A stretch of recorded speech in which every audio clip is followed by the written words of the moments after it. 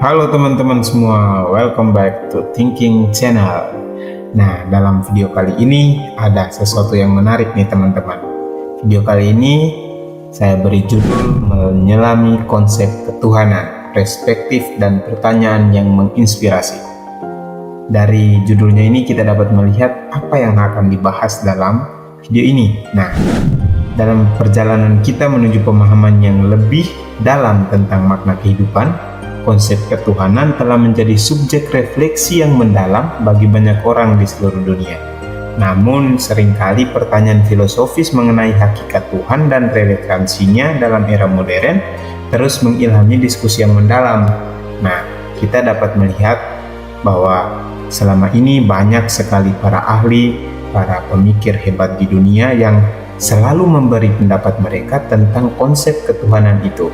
Dalam video kali ini, saya akan mencoba menjawab beberapa pertanyaan yang sudah diberikan kepada saya dari beberapa orang tentang konsep ketuhanan yang ingin mereka dalami. So, mari kita menyimak bagaimana kita dapat memahami konsep ketuhanan itu secara lebih mendalam.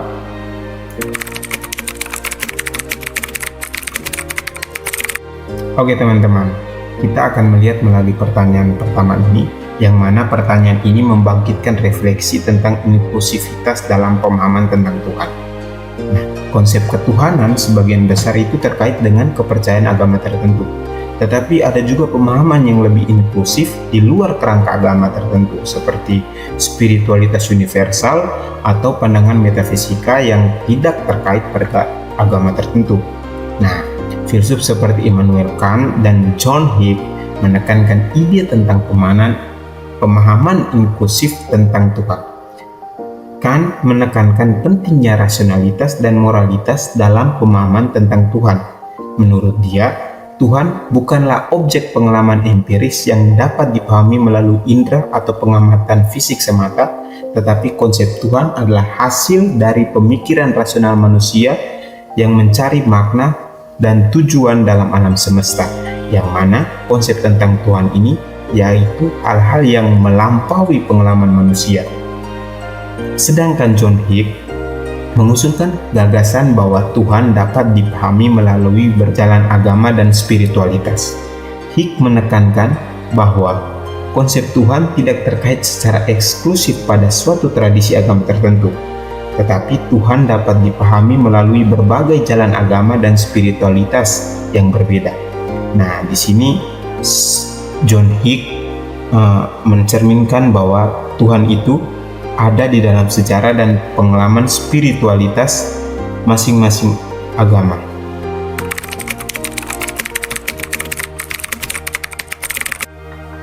Baik, pertanyaan ini memunculkan berbagai macam konsep tentang representasi Tuhan dari berbagai sumber dan juga agama. Nah, kesalahan dalam merepresentasikan Tuhan mungkin terjadi karena variasi dalam interpretasi teks suci, budaya, dan konteks historis. Namun, banyak agama mengajarkan tentang kesadaran diri, penelitian, dan refleksi dalam pencarian kebenaran. Nah, di sini kita dituntut sebagai penganut agama atau penganut sebuah kepercayaan, kita harus memiliki suatu refleksi tersendiri tentang Tuhan atau yang transenden itu sendiri. Nah, berbicara soal konsep dan kehadiran yang transenden atau kehadiran yang maha kuasa, filsuf seperti Friedrich Nietzsche atau Ludwig Feuerbach berargumen bahwa konsep Tuhan yang diajarkan oleh agama-agama adalah produk dari imajinasi manusia dan refleksi dari nilai-nilai dan keinginan manusia. Dan mereka di sini menyarankan agar manusia itu lebih kritis dalam memahami konsep Tuhan. Nah, Nietzsche dan Feuerbach melihat konsep Tuhan sebagai hasil dari proses psikologis dan sosial manusia, bukan sebagai realitas yang ada di luar manusia. Pandangan ini menyoroti pentingnya kritis terhadap agama-agama tradisional dan pemahaman yang lebih mendalam tentang sifat manusia dalam menciptakan dan memahami konsep spiritual dan moral. Jadi, yang penting bagi kita sebagai penganut kepercayaan atau penganut suatu agama adalah memiliki refleksi tersendiri tentang Tuhan itu. Kita harus memiliki kedekatan dengan hal apa yang kita imani atau yang transenden itu. Pertanyaan ini menyoroti dinamika antara agama dan sekularisme dalam konteks masyarakat yang semakin modern. Konsep ketuhanan bagi saya tetap relevan dalam era modern sekarang, tetapi agama-agama harus menyesuaikan diri dengan perkembangan ilmiah dan sosial untuk mempertahankan relevansinya. Nah, dalam konteks filsafat, pemikiran ini dapat dijelaskan dengan berbagai sudut pandang. Namun, di sini saya akan fokus pada dua sudut pandang, yakni perspektif eksistensialis dan perspektif pragmatis. Pertama, perspektif eksistensialis. Nah, dalam perspektif eksistensialis, relevansi konsep ketuhanan dalam era modern mungkin lebih berkaitan dengan makna dan tujuan hidup manusia. Filsuf-filsuf seperti Jean-Paul Sartre dan Albert Camus menyoroti kekosongan eksistensialis yang muncul dalam masyarakat modern yang semakin sekular. Dalam konsep ini, konsep ketuhanan dapat memberikan kerangka makna bagi individu meskipun tidak dalam konteks agama tradisional. Namun, agama-agama harus menyesuaikan diri dengan perkembangan ilmiah dan sosial untuk mempertahankan relevansinya dalam memberikan jawaban atas pertanyaan-pertanyaan eksistensial manusia. Misalnya, dalam menghadapi tantangan ilmiah seperti evolusi atau kosmologi modern, agama-agama dapat mengadopsi interpretasi yang lebih inklusif dan terbuka terhadap pengetahuan baru. Sedangkan perspektif pragmatis, relevansi konsep ketuhanan dalam era modern berkaitan dengan kemampuannya untuk memberikan panduan moral dan inspirasi dalam menghadapi tantangan sosial dan etis kontemporer. Filsuf-filsuf seperti John Dewey menekankan pentingnya agama sebagai sumber inspirasi untuk tindakan moral yang berorientasi pada kebaikan sosial. Namun, agar agama-agama tetap relevan, mereka harus menyesuaikan diri dengan perkembangan ilmiah dan sosial. Misalnya dengan mengadopsi pandangan yang lebih inklusif terhadap isu-isu seperti hak asasi manusia, lingkungan, dan juga keadilan sosial. Agama-agama yang mampu mengintegrasikan nilai-nilai universal dengan pemahaman tradisional mereka tentang Tuhan akan lebih mampu mempertahankan relevansinya dalam era modern. Dalam kedua perspektif ini, relevansi konsep ketuhanan dalam era modern tidak hanya bergantung pada kemampuannya untuk memenuhi kebutuhan eksistensial atau moral manusia, tetapi juga pada kemampuannya untuk beradaptasi dengan pengetahuan baru dan tuntunan sosial yang terus berkembang.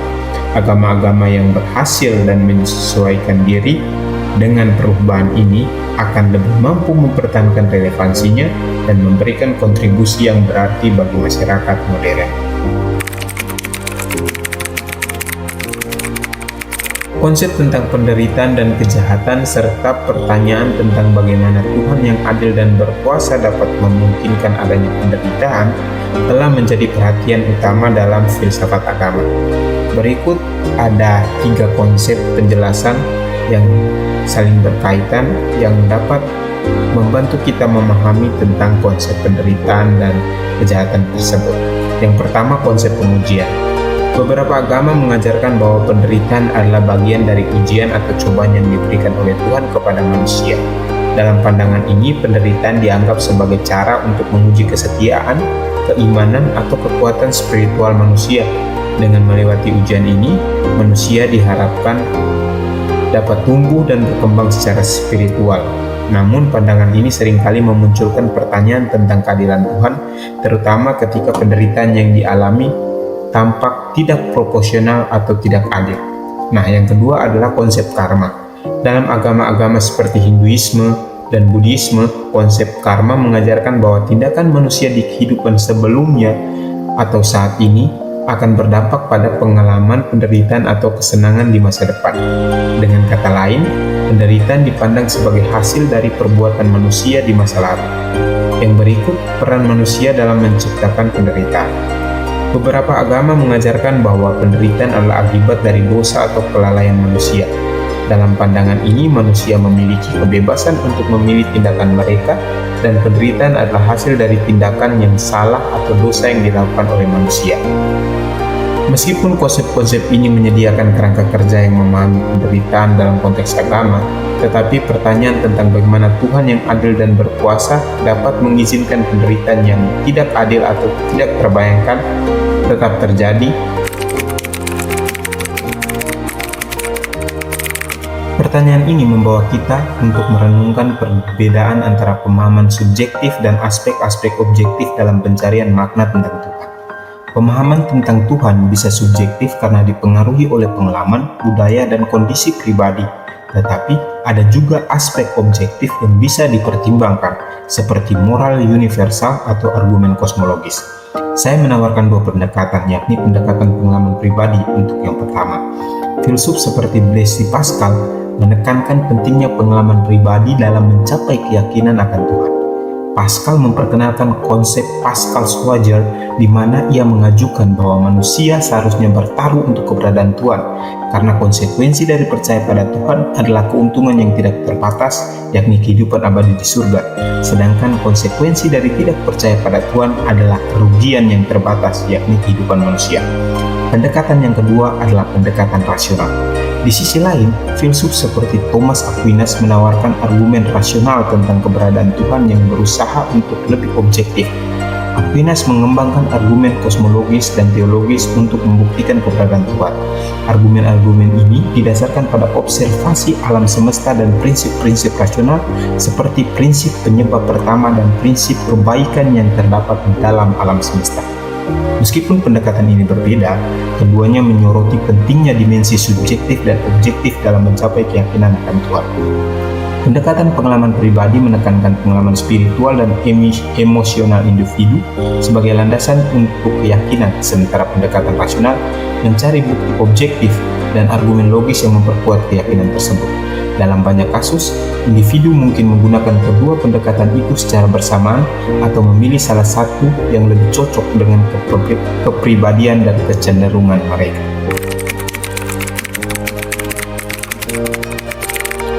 Oke teman-teman, di pertanyaan yang berikut ini saya ingin mengusung dua tokoh dengan pemikiran yang mana keduanya ini menyoroti pentingnya pengalaman personal dalam memahami dan membentuk keyakinan tentang Tuhan, meskipun keduanya memiliki pendekatan yang berbeda. Yang pertama yaitu Martin Buber. Martin Buber, seorang filsuf eksistensial dan pemikir Yahudi, ia menekankan pentingnya hubungan personal dengan Tuhan melalui pengalaman individual. Baginya Tuhan bukanlah sebuah konsep atau entitas teoritis, melainkan kehadiran yang nyata dalam hubungan antara manusia dan Tuhan. Buber percaya bahwa pengalaman pribadi yang mendalam dan intim dengan Tuhan merupakan cara terbaik untuk memahami keberadaan Tuhan. Dalam pengalaman tersebut, manusia merasa terhubung secara langsung dengan keberadaan yang transenden dan mengalami kehadiran Tuhan secara pribadi dalam setiap interaksi hidup mereka.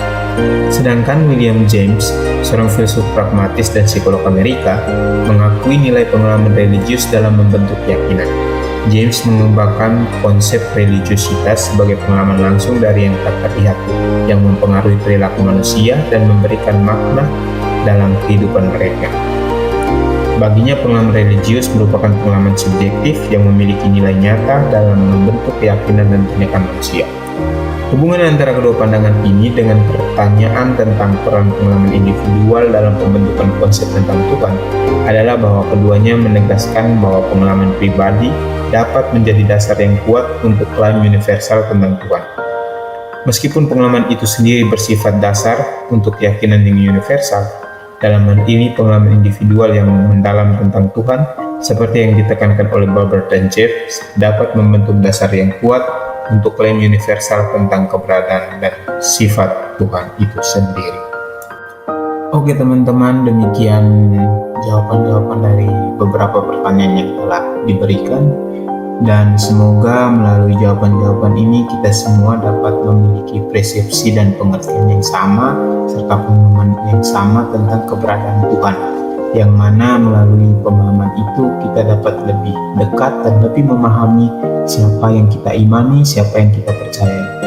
Semoga melalui video ini kita semua dapat menerima pemahaman yang baru dan ilmu yang baru dan berkembang semakin baik ke depannya. Lucifer Life, thank you.